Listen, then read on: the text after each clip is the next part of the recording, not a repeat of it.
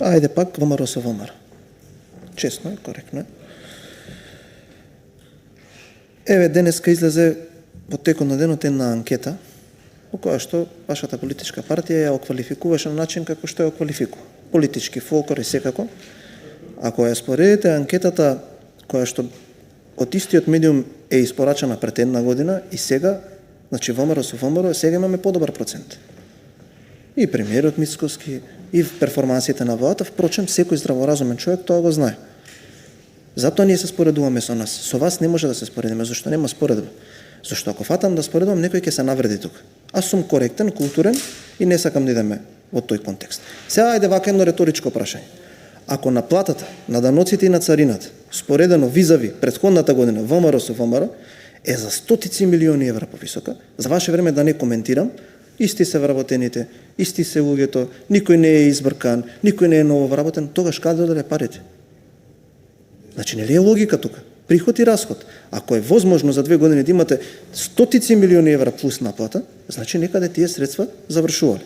Сакам да искоментирам уште два факти кои што се, ете, визави, повторно ќе кажам, ВМРО со ВМРО.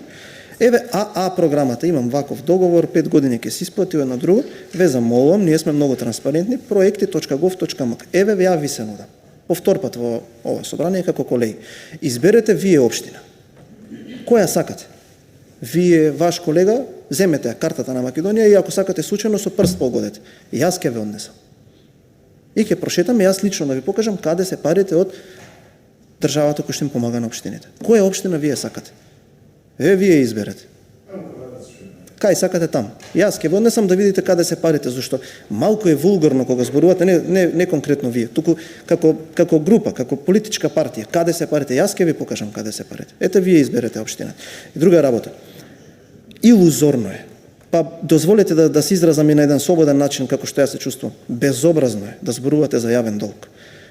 Безобразно е да зборувате за јавен долг. Заради тоа што дури да го прифатам вашиот факт дека јавниот долг е зголемен, а не е, се она кое што е финансиски аранжман земено од оваа влада не е ни евро почнато да се враќа назад. А се што е земено да се сервисираат долгови кои што вашата влада ги земала. И тука нема да застане овој крах, оваа катаклизма, оваа катастрофа. Бејќи само за овие 2 години 4,5 милијарди евра сме вратиле претходни долгови. А до 2031 уште 9 треба да вратиме. И тоа е сега она суштинскиот факт кој што сакаме да го кажеме. Значи, искрено да ви кажам, тоа го кажуваат бројките. Сакале ние да прифатиме или не? Е сега, со таква катаклизма, со таква катастрофа, со таков дебакал на економија, вие да го превземете министерството.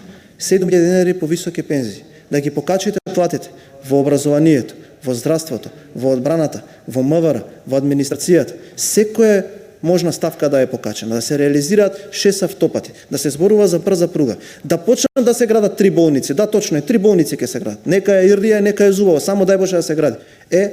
Економски резултат, мене ако ме прашате, за Нобелова награда.